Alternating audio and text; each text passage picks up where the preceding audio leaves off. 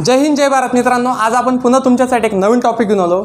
आज आपण अर्थशास्त्राचे एक व्हिडिओ बनवणार आहोत आणि ॲज पॉसिबल आपण संपूर्ण सिलेबस PDF माध्यमातून कव्हर करण्याचा प्रयत्न करतोय। PDF प्लस व्हिडिओ दोघे असणार आहेत, तर प्रत्येक व्हिडिओच्या डिस्क्रिप्शनमध्ये तुम्हाला त्या व्हिडिओची जी PDF आहे ती तुम्हाला मिळून जाईल। तर खूप जास्त वेळ वाया न घालता आपण स्टार्ट करूया।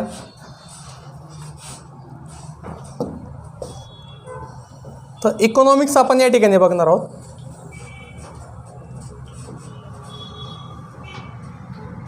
आता इकॉनॉमिक्स जे आहे ते तुम्हाला प्रत्येक ठिकाणी बघायला मिळेल। घरामध्ये जेव्हा एक स्त्री किचनमध्ये काम करते, तर तिला जर 2000 रुपये मिळत असतील महिन्याला, तर ती 2000च्या किराण्यातसुद्धा तिचं घर भागवते।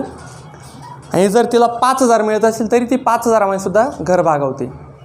आणि अनेक महिला ज्यावेळेस नोटाबंदी आल्या त्यावेळेस अनेक ठिकाणी 500 नोटा 1000च्या नोटा लपवलेल्या होत्या। तर त्यालाच महिलेचं एक अर्थशास्त्र म्हटलं जातं की ते पैसे तिने तिच्या घरासाठीच साचवलेले असतात। नवऱ्याने जे पैसे दिले असतात 1000 रुपये 2000 रुपये, त्याच्यातून ते काहीतरी सेव्हिंग करून एकदम एमर्जन्सी सिच्युएशनला ती ते पैसा वाचवून ठेवत असते। तर आलेल्या पैशामध्ये कमीत कमी पैशामध्ये कसं घर चालवायचं, तर इथूनच अर्थशास्त्राचं काय निर्मिती झालेली आहे। अनेक तज्ज्ञ लोकांनी जरी खूप मोठे मोठे पुस्तकं लिहिले तरीसुद्धा ज्यांनी अर्थशास्त्र नाही वाचलं परंतु एक प्रॉपर पद्धतीने बिझनेस चालवला, तर आपण त्यांनासुद्धा अर्थशास्त्राचे ज्ञानी आपण म्हणू शकतो। फक्त एवढं त्यांनी पुस्तकी ज्ञान नव्हतं त्यांना, परंतु एक अंगठेबहादूर व्यक्ती जर त्याने एखाद्या चहाच्या व्यवसायावर जर खूप मोठी प्रगती केली असेल तरीसुद्धा आपण त्याला म्हणू शकतो की त्याला अर्थशास्त्राचं फार मोठं नॉलेज होतं। तर अर्थशास्त्र म्हणजे फक्त मॅनेजमेंट करणं आपण त्याला असं म्हणू शकतो, परंतु विविध तज्ज्ञांनी अर्थशास्त्राच्या विविध प्रकारच्या व्याख्या तयार केलेल्या आहेत आणि परीक्षेच्या दृष्टिकोनातून आपल्याला त्या महत्त्वाच्या असतात, म्हणून आपण त्या आज बघणार आहोत। तर बघा, सगळ्यात पहिले आपण या ठिकाणी बघत आहोत प्री क्लासिकल अर्थतज्ञ।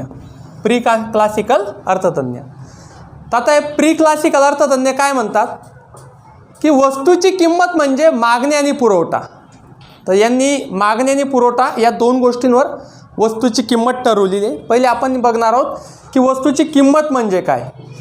एखादी वस्तू जेव्हा तिच्या मूळ ठिकाणापासून म्हणजे इंडस्ट्रीपासून जेव्हा मार्केटला येते तर तिची किंमत कशी ठरत असते, आणि आपण वस्तूची किंमत म्हणजे आपल्या डोळ्यासमोर काय येतं तर ते आपल्याला या ठिकाणी बघायचं आहे। जसं आपण कुठलंही प्रोडक्ट घेतलं तर त्याच्यावर जी प्रिंटेड प्राईस असते, छापील किंमत, ती आपल्यासाठी वस्तूची किंमत तयार होते।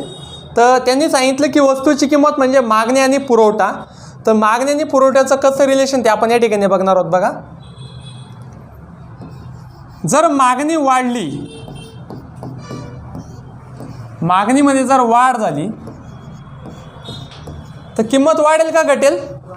वाढेल। किंमत काय असणार आहे? वाढणार।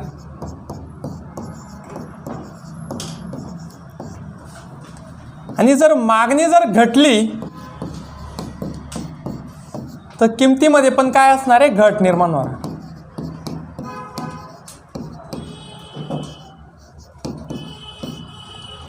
म्हणजे त्या विशिष्ट वस्तूची मागणी काय आहे त्याच्यावर त्याची प्राईस ठरलेली असणार आहे। फॉर एक्झाम्पल, सॅनिटायझरची मागणी वाढली तर किंमत पण वाढली। आता सॅनिटायझरची मागणी आता घटलेली आहे, तर आता किंमत पण त्यांच्या घटलेल्या आहेत। तर मागणी वाढली तर किंमत वाढणार, मागणी घटली तर किंमत घटणार। परंतु किमतीवर फरक पाडणारा अजून एक घटक जो आहे तो आहे पुरवठा।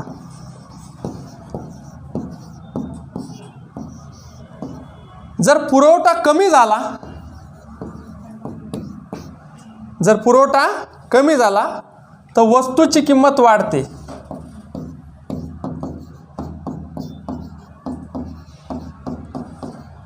वस्तूची किंमत काय होणार? वाढणार। जर व्यापाऱ्यांनी जर डाळ जसं तुरीची डाळ मागे खूप 200 रुपये किलोपर्यंत गेली होती, व्यापाऱ्यांनी जर डाळ सगळी गोडाऊनमध्ये दाबून ठेवली तर मार्केटमध्ये पुरवठा काय होऊन गेला? कमी होऊन गेला। तर डाळीचा भाव काय झाला? वाढून गेला। आणि जर पुरवठा जर जास्त झाला तर किंमत काय होणार? कमी होणार। किंमत काय होणार? कमी होणार। जसं एकेकाळी खूप जास्त प्रमाणात साखरचं प्रोडक्शन झालं होतं, म्हणजे पुरवठा सप्लाय जास्त झाला होता, तर साखर खूप काय होऊन गेली, ती स्वस्त होऊन गेली होती. तर आपलं असं लक्षात आलं की जी किंमत आहे ती मागणीवर डायरेक्टली प्रोपोर्शनल आहे. डायरेक्टली प्रोपोर्शनल म्हणजे मागणी वाढणार तर किंमत वाढणार, मागणी घटणार तर किंमत घटणार. परंतु किंमत पुरवठ्यावर इन्व्हर्सली प्रोपोर्शनल आहे. म्हणजे पुरवठा जर वाढला तर किंमत काय होणार, घटणार. आणि जर पुरवठा जर कमी झाला तर किंमत वाढणार. तर इन्व्हर्सली प्रोपोर्शनल आहे. तर हा सिद्धांत ज्यांनी मांडला त्यांना आपण प्री क्लासिकल तज्ज्ञ, अर्थशास्त्राचे तज्ज्ञ आपण असं म्हणतो.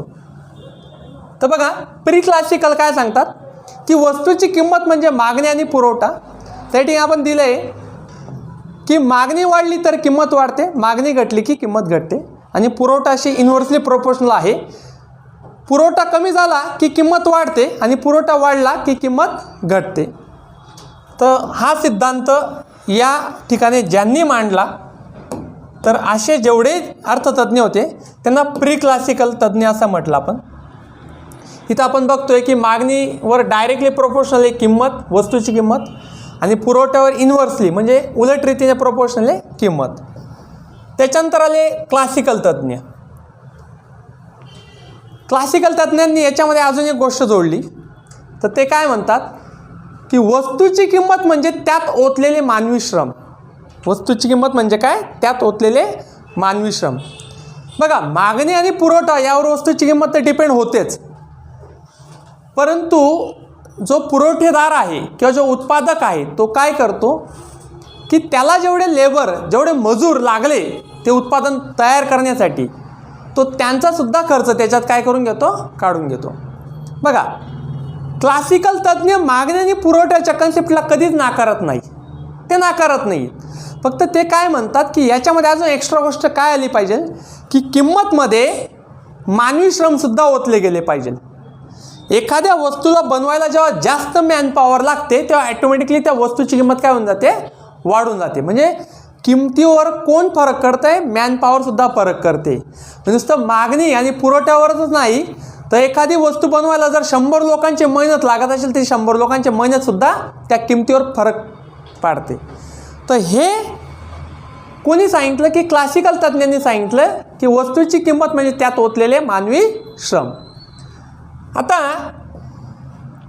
क्लासिकल तज्ज्ञ या मानवी श्रमाच्या सिद्धांताला लेबर थेअरी ऑफ व्हॅल्यू असं म्हणतात की लेबरने किती श्रम केलं तर ते सुद्धा या ठिकाणी काय केलं पाहिजे, इन्व्हॉल्व केलं पाहिजे.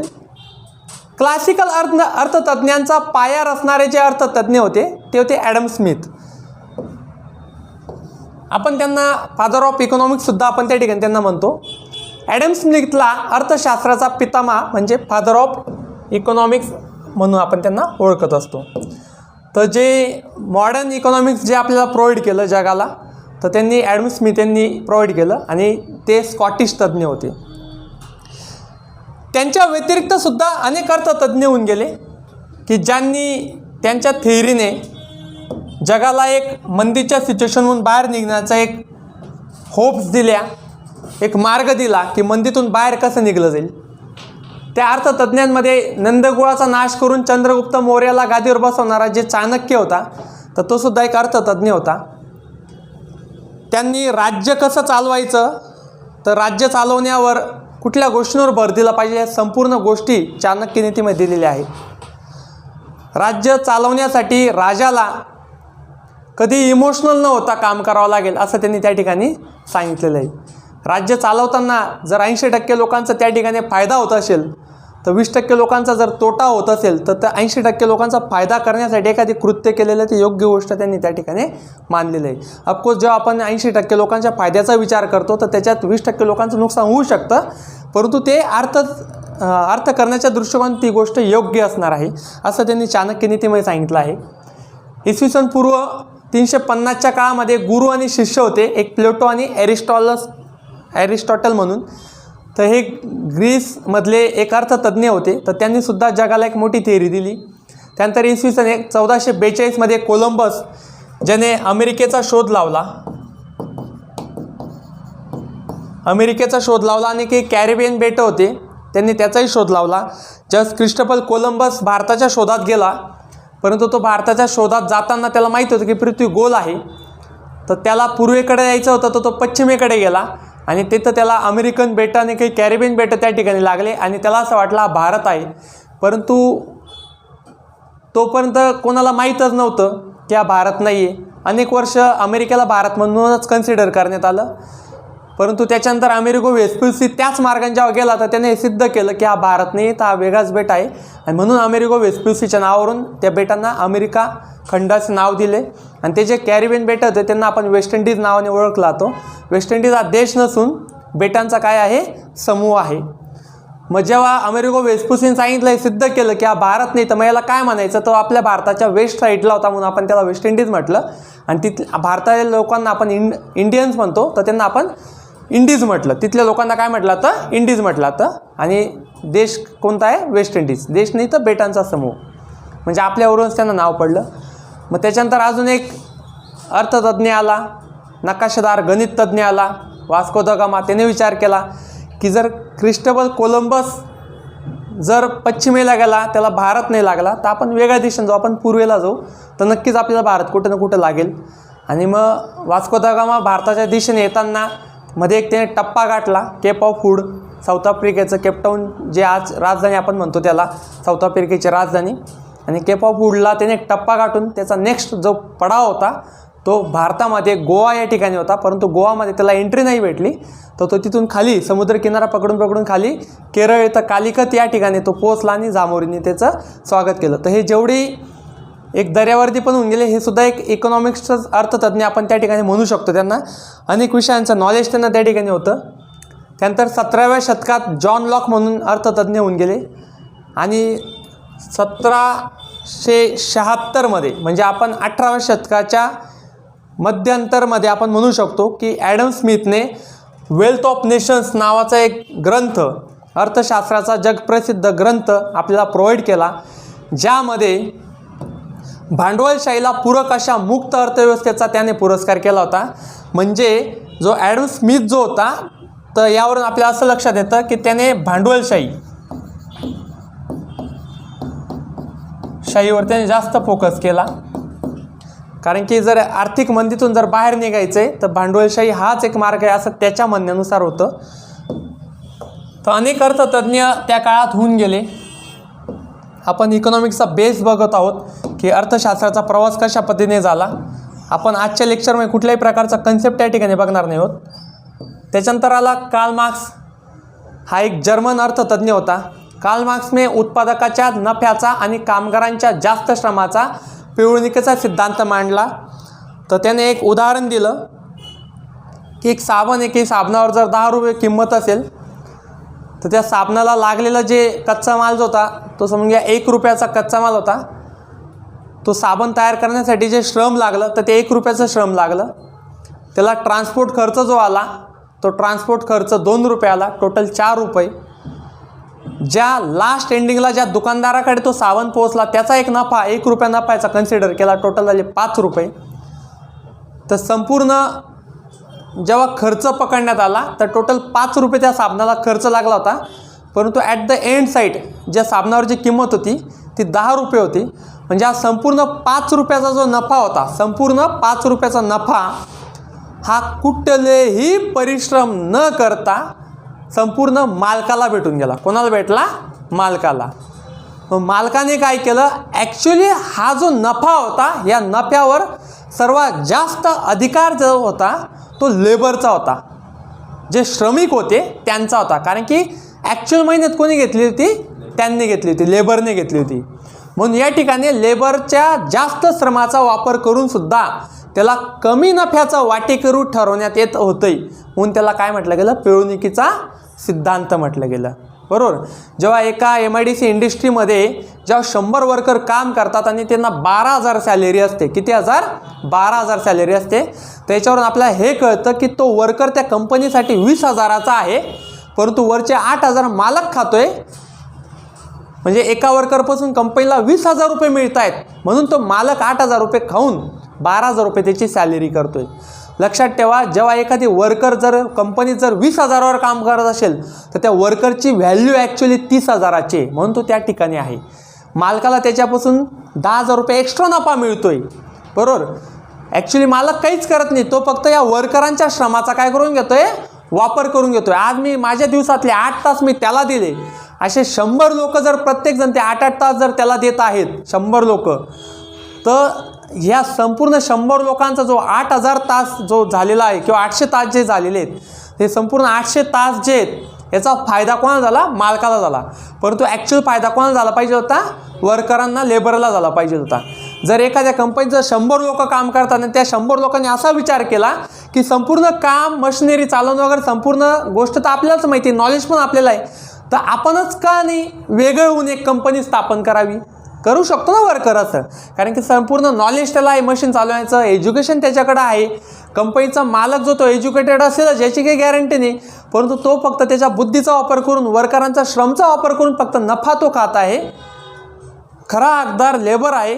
म्हणून या ठिकाणी लेबरच्या परिश्रमाला तेवढा लाभ मिळत नाही. म्हणून या ठिकाणी काय म्हटलेलं आहे की श्रमाचा पिळवणुकीचा सिद्धांत कोणी मांडला, कार्ल मार्क्सने मांडला. त्यानंतर जास्तीचे श्रम, सरप्लस व्हॅल्यू म्हणजे काय झालं, जास्तीचे श्रम. कारण की या ठिकाणी त्यांनी जो सिद्धांत मांडला त्याला थेअरी ऑफ सरप्लस व्हॅल्यू असे म्हटले जाते. सरप्लस व्हॅल्यू म्हणजे जास्तीचे श्रम. कार्ल मार्क्सने दास कॅपिटल हा ग्रंथसुद्धा लिहिला. काय लिहिला, दास कॅपिटल. आपण जर म्हटलं संस्कृतमध्ये तर लेबरला आपण दाससुद्धा म्हणू शकतो, की जो इतरांची सेवा करतो किंवा इतरांसाठी काम करतो. त्यांनी कुठल्याही अर्थव्यवस्थेत 2 वर्ग असतात असे सांगितले.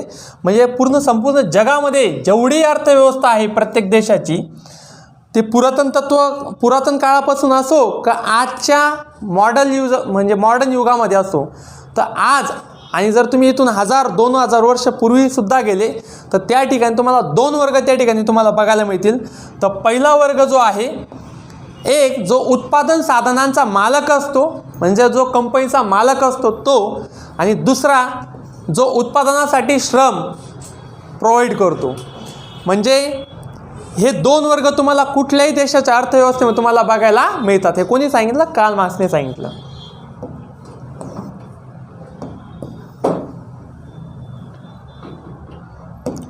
त्यानंतर त्यांनी एक मार्जिनल युटिलिटी थेअरीचा देखील सिद्धांत त्या ठिकाणी मांडला. मार्जिनल युटिलिटी म्हणजे सीमांत उपयुक्तता, 2 सारख्या वस्तूंमधील उपयुक्ततेचा फरक त्यांनी या ठिकाणी सिद्ध केलेला आहे.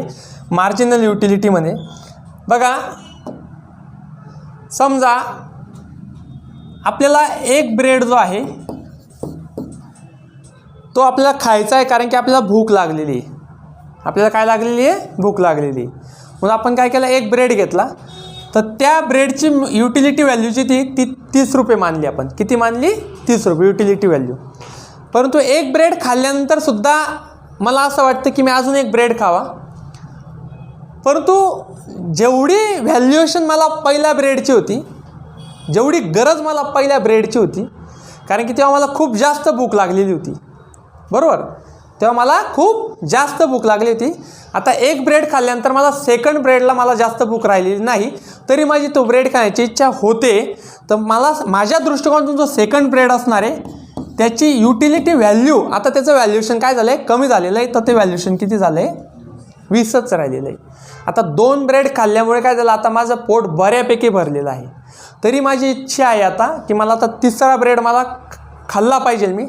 तर मी जेव्हा 3रा ब्रेड जेव्हा खाल्ला, तर 3रा ब्रेड खाल्ल्यावर त्याची युटिलिटी व्हॅल्यू आता राहिली आहे 10 राहिलेली आहे. म्हणजे प्रोडक्ट तेच आहे, वस्तू तीच आहे, परंतु त्याचं आता व्हॅल्युएशन काय होऊन गेलं, कमी होऊन गेलं. आता 3 ब्रेड खाल्ल्यानंतर आता माझं पोट एकदम पूर्णपणे भरलेलं आहे. आणि आता मला कोणी फुकट जरी देत असेल ती वस्तू, तरी आता मला ती नको आहे, कारण की माझी गरज आता भागली गेलेली आहे. तरीसुद्धा कोणी आग्रहाखातीर जर मला 4था ब्रेड दिला, जरी तो ब्रेड त्याने दुकानदाराकडून त्याच किमतीला विकत घेतला आहे, तरी त्या ब्रेडचं व्हॅल्युएशन जे आता माझ्यासाठी 0 होऊन गेलेलं आहे. तर ही मार्जिनल युटिलिटीचा जो सिद्धांत आहे तो कोणी मांडला, कार्ल मार्क्सने मांडला. परंतु तेच जर आपण एक दागिना घेतला, दागिना किंवा जर आपण हिरा घेतला, तर याची मार्जिनल युटिलिटी कधीही घटत नाही, कधीच घटत नाही. तुम्ही जर एक हिरा घेतला तर त्याची मार्जिनल युटिलिटी जर 30 असेल, तर दुसरा हिरा जरी घेतला तरी त्याची मार्जिनल युटिलिटी काय असणार आहे, 30च असणार आहे. कारण की या ठिकाणी आपली भूक मिटते, परंतु या ठिकाणी आपली भूक मिटत नाही. म्हणून याची मार्जिनल युटिलिटी काय आहे, ही कधीही घटत नाही.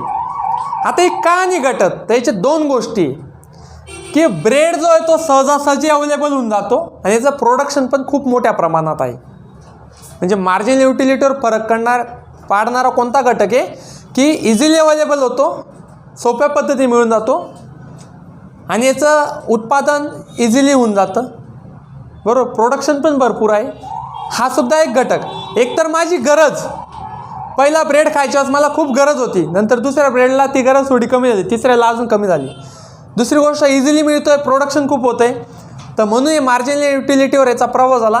मात्र हिरा असो किंवा दागिना असो, फार कमी प्रमाणात याचं प्रोडक्शन होतं आणि याचं व्हॅल्युएशन कधीही घटू शकत नाही. म्हणून याची काही पदार्थांची, काही वस्तूंची मार्जिनल युटिलिटी कधीही घटत नाही. तर हा सिद्धांत कोणी मांडला, हा कार्ल मार्क्सने मांडला. सीमांत उत्पादकता आणि किंमत यांचा संबंध दर्शवणारा हा सिद्धांत जो आहे त्याला काय म्हटलं जातं, मार्जिनल युटिलिटी थिअरी असे म्हटले जाते. मार्जिनल युटिलिटी थिअरी मांडणाऱ्या अर्थतज्ञांना निओक्लासिकल अर्थतज्ञ असे म्हटले जातं. काय म्हटलं जातं, निओक्लासिकल अर्थतज्ञ. म्हणजे आपण या ठिकाणी तीन गोष्टी बघितल्या. एक बघितलं प्री क्लासिकल, ज्यामध्ये आपण पुरवठा आणि मागणी याच्यावर आपण फोकस केला. त्याच्यानंतर आपण बघितलं क्लासिकल, ज्यांनी सांगितलं की एखादी वस्तूची किंमत ठरवताना त्याच्यात लेबर व्हॅल्यू किती आहे, लेबरचं श्रम किती आहे, त्यालासुद्धा महत्त्व दिलं पाहिजे.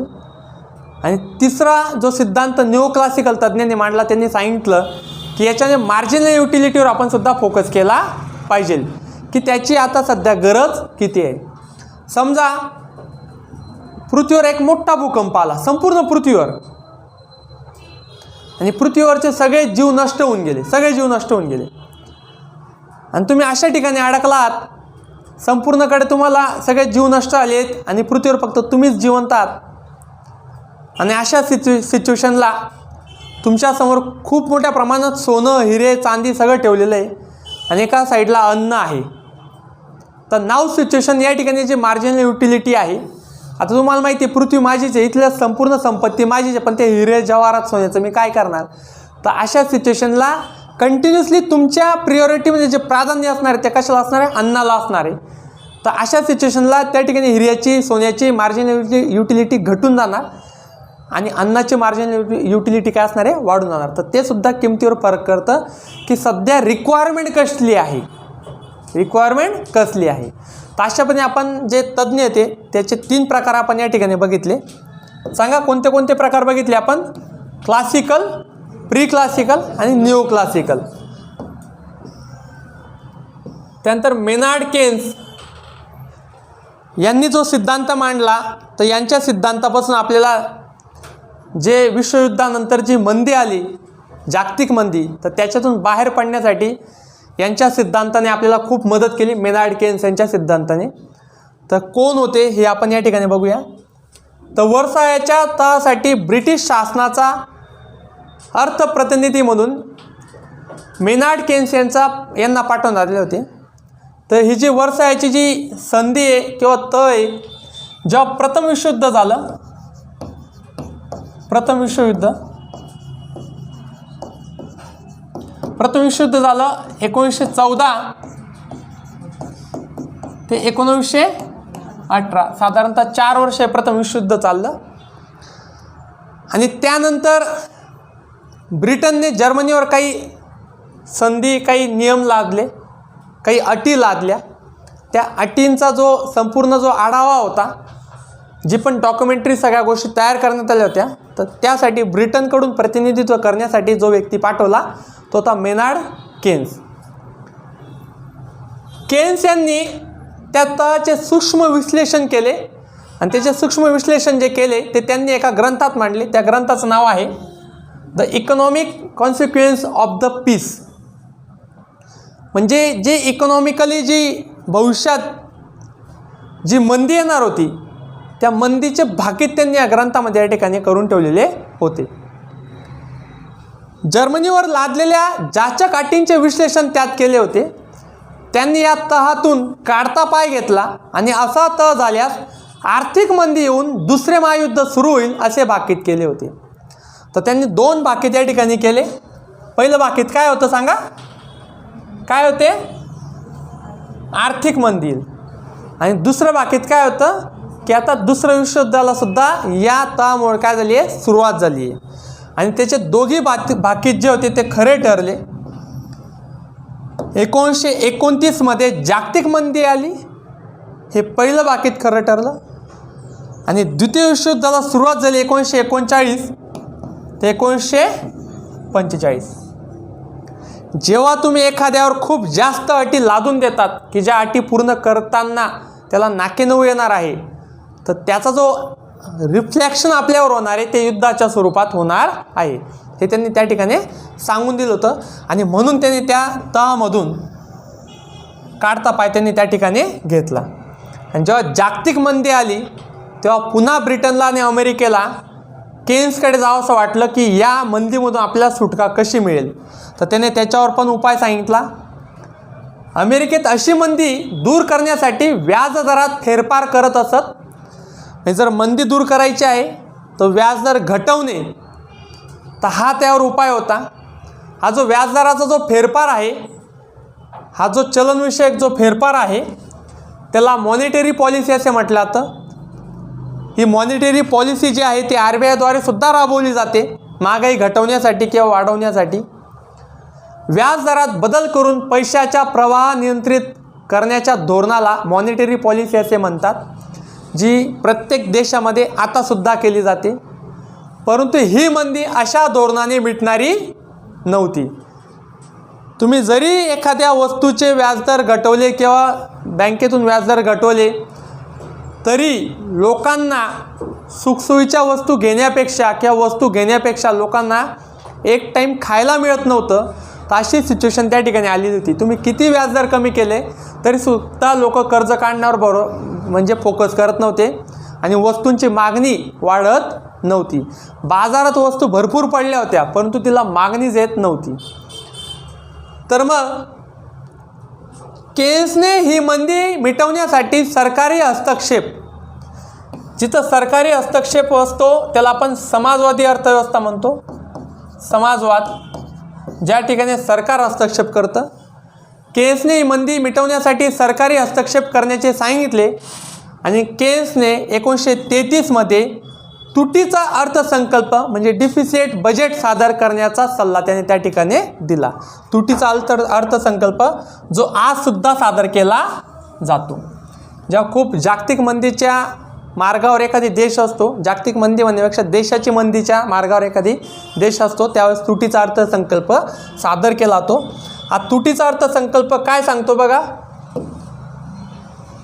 की महामंदी दूर करण्यासाठी चलनविषयक धोरणाला राजकोषीय धोरणाची म्हणजे फिस्कल पॉलिसीची जोड देऊन शासकीय खर्च वाढवण्यावर भर दिला जातो. म्हणजे या ठिकाणी सरकारला हस्तक्षेप करून आरोग्य सुविधा, शिक्षण सुविधा, अन्न सुविधा या सगळ्या गोष्टींवर भर द्यावा लागतो. तेव्हा ही जी तुटी आहे, ही जी मंदी आहे ती हटत असते. 1936 मध्ये केन्सने The General Theory of Employment, Interest and Money हे जगप्रसिद्ध पुस्तक त्याने त्या ठिकाणी लिहिले. आणि केन्सच्या या थेअरीमुळे बऱ्या प्रकारात मंदी काय होती, हळूहळू हटायला लागली. परंतु त्याच वेळेस दुसरं विश्वयुद्धसुद्धा त्या ठिकाणी सुरू झालं. अमेरिकन शासनाने केन्सच्या थेअरीच्या आधारावर अमेरिकन शासनाने आरोग्य, शिक्षण, सार्वजनिक क्षेत्रात खर्च वाढविला. जर या क्षेत्रामध्ये जर खर्च वाढवला तर हळूहळू मंदी दूर व्हायला सुरुवात होते. वस्तूंची मागणी वाढली, बेरोजगारी कमी झाली, हळूहळू मंदी दूर होण्यास सुरुवात झाली. परंतु दुसरे महायुद्ध संपल्यानंतर पुन्हा आर्थिक मंदी येऊ नये म्हणून केन्सच्या सल्ल्यावरून जगाची एखादी मध्यवर्ती बँक असावी असा विचार पुढे आला. कारण की पहिल्या विश्वयुद्धामध्ये जी आर्थिक मंदी आली होती 1929ला, ती तर केन्सच्या सिद्धांतानुसार दूर झाली सरकारच्या हस्तक्षेपाने. सरकारने आरोग्य सुविधा, त्याच्यानंतर बेरोजगारी दूर करण्यासाठी शिक्षण सुविधा या संपूर्ण सुविधा प्रोव्हाइड केल्या. जिथं आरोग्य सुविधांवर भर दिला जातो तिथं प्रोडक्शन वाढतं, मग मजूर तिथं कामाला जातात. तर ॲटोमॅटिकली बॅलन्स व्हायला सुरुवात झाली. परंतु तेवढ्यात दुसरं विश्वयुद्ध सुरू झालं, जे त्याचं दुसरं बाकीत होतं. आणि दुसरं विश्वयुद्ध सुरू झाल्यानंतर पुन्हा सेम प्रकारची मंदी न यावी म्हणून त्याच्यासाठी केन्सच्या सल्ल्याने एक ठिकाणी परिषद घेण्यात आली. आणि त्या परिषदेमधून 2 गोष्टी बाहेर आल्या. तर ब्रेटन वूड अमेरिकामध्ये एक ठिकाण आहे, त्या ठिकाणी ही जी परिषद आहे ती जुलै 1944ला झाली. आणि त्या परिषदेमध्ये 44 देशांचे प्रतिनिधी तिथे उपस्थित होते. आणि त्यांनी 2 गोष्टी या ठिकाणी तयार करण्यावर भर दिला. पहिली होते आंतरराष्ट्रीय नाणेनिधी, म्हणजे त्याला आपण म्हणतो IMF, म्हणजे इंटरनॅशनल मॉनिटरी फंड. आणि दुसरं होतं जागतिक बँक, ज्याला आपण म्हणतो वर्ल्ड बँक. तर ह्या 2 गोष्टींची स्थापना करण्यावर त्या ठिकाणी काय केलं, त्यांनी भर दिला की जेणेकरून जेव्हा जागतिक मंदी येणार त्यावेळी या IMFद्वारे जो फंड कलेक्ट केला असेल तर तो देशांना कर्ज स्वरूपात वितरित करून त्या देशाची आर्थिक स्थिती त्या ठिकाणी सांभाळली जाईल. या गोष्टीवर केन्सने काय केला होता, फोकस दिला होता. जरी केन्सने या गोष्टीवर फोकस दिला, त्याने समाजवादाच्या धोरणाला स्वीकारण्याचा प्रयत्न केला, परंतु तरीसुद्धा अमेरिकेमध्ये आणि जेवढेही प्रगतीवाले देश जे जेवढे डेव्हलप कंट्री आहेत त्यांनी या केन्सच्या सिद्धांताला नंतर टीका केली. कारण की त्यांनी हे सिद्ध करून दिलं की देशाची डेव्हलपमेंट जर करायची असेल, पूर्ण डेव्हलपमेंट करायची असेल तर त्याच्यासाठी एकमेव उपाय म्हणजे भांडवलशाही, हे त्यांनी सिद्ध करून दिलं. म्हणून आज जेवढेही डेव्हलप कंट्रीज आहेत त्या सगळ्या ठिकाणी काय आहे, भांडवलशाही तिथं अस्तित्वात आहे. ही जी केन्सने जो सिद्धांत मांडला तो जेव्हा मंदी अशा प्रकारची येते की ज्या ठिकाणी चलनावर फोकस नसतो, चलनावर, तर त्या ठिकाणी केन्सच्या सिद्धांतानुसार मंदी दूर होऊ शकते. बरोबर. जसं पहिलं विश्वयुद्ध झाल्यानंतर बँका कर्ज द्यायला तयार होत्या पण लोक घेतच नव्हते, त्यामुळे मॉनिटरी पॉलिसी वापरून इथं फायदा नव्हता, लोकांना खायलाच नव्हतं. त्या ठिकाणी केन्सचा सिद्धांत लागू झाला. परंतु जेव्हा 1960मध्ये दुसरी मंदी आली तेव्हा केन्सच्या सिद्धांताने काम केलं नाही. तर त्या ठिकाणी मोठे मोठे बिझनेसमॅन लोकांनी देशाला सावरलं, म्हणून त्यांनी हे सिद्ध करून दिलं की त्या ठिकाणी भांडवलशाहीलाच प्राधान्य दिलं पाहिजे. मग या 2 गोष्टींची स्थापना त्या ठिकाणी करण्यात आली.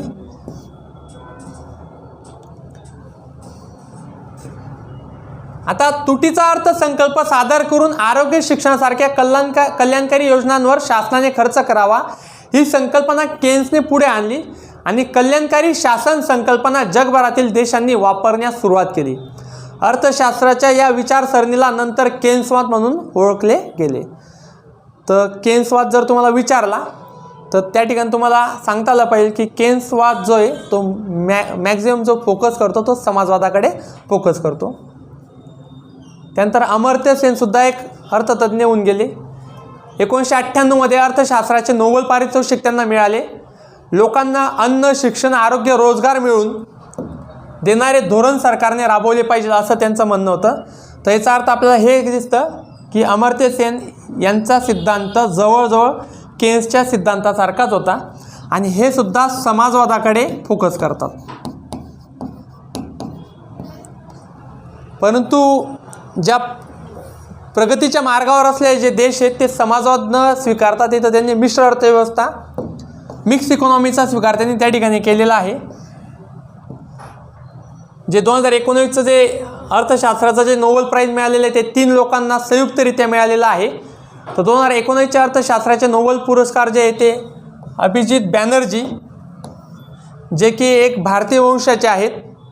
त्याच्यानंतर एस्थर डुप्लो, तर हे मिस्टर अँड मिसेस आहेत. ते म्हणजे जे एस्टर डुप्लो जे आहेत त्या अभिजित बॅनर्जी यांच्या मिसेस आहेत. आणि मायकल क्रेमर, तर यांना विभागून दिलेले ते म्हणजे संयुक्तरित्या नोबेल प्राईज 2019चं त्यांना देण्यात आलेलं आहे.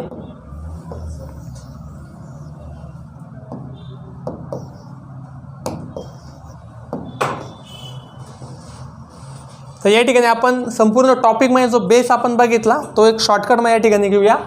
प्री क्लासिकल अर्थतज्ज्ञ म्हणतात वस्तूची किंमत आणि मागणी आणि पुरवठा. वस्तूची किंमत म्हणजे मागणी आणि पुरवठा. तर हे कोण म्हणतं आहे? प्री क्लासिकल तज्ज्ञ. मग त्याच्यानंतर क्लासिकल तज्ज्ञ म्हणतात की वस्तूची किंमत म्हणजे त्यात ओतलेले श्रम. यामध्ये जो प्रमुख येतो तो ॲडम स्मिथ. आणि त्याच्यानंतर ॲडम स्मिथने जी थेरी मांडली, कार्ल मार्क्सने जी थेरी मांडली मार्जिनल युटिलिटी थेरी, तर ही मार्जिनल युटिलिटी थेअरी मांडणाऱ्या अर्थतज्ञांना काय म्हटलं जातं, निओ क्लासिकल अर्थतज्ञ असे म्हटले जातात. याच्याने कार्ल मार्क्सचं हे येणार उदाहरण मोस्टली. याच्यावर आपला जो प्रश्न आहे तो प्रश्न आहे की IMF इंटरनॅशनल मॉनिटरी फंडची स्थापना कधी करण्यात आली, सांगता येईल? 27 डिसेंबर 1945. तर 27 डिसेंबर 1945ला ही IMFची स्थापना करण्यात आली. तर IMFचं कार्य काय आहे याच्यावर आपण एक स्पेशल व्हिडिओ बघणार आहेत, परंतु बेसिक आपण या ठिकाणी बघूया IMF संबंधी माहिती. तर स्थापना याची 27 डिसेंबर 1945ला झाली. मुख्यालय याचं आहे वॉशिंग्टन DC, अमेरिका. DC चा अर्थ डिस्ट्रिक्ट ऑफ कोलंबिया. त्यांचे उद्दिष्ट काय आहे, तर उद्दिष्ट बघा काय आहे IMFचं, तर आंतरराष्ट्रीय व्यापारातील देवाणघेवाण मध्ये समतोल राखणे, परदेशी व्यापारातील असमतोल दूर करण्यासाठी परदेशी चलन प्राप्त करून देणे, चलनविषयक आंतरराष्ट्रीय सहकार्य प्रस्थापित करणे, एखाद्या देशाचे देय चलन फेडण्यासाठी अन्य चलन देण्याची सुविधा अस्तित्वात आणणे आणि परदेशी चलन विनिमय दरात स्थैर्य प्राप्त करणे. ते प्रमुख उद्दिष्ट जे आहे ते IMFचं असतं. IMFला निधी कुठून येतो, तर जेवढेही देश, साधारणतः 189 देश IMFचे सदस्य आहे, त्या सगळ्या देशांना एक फंड IMFला प्रोव्हाइड करावा लागतो.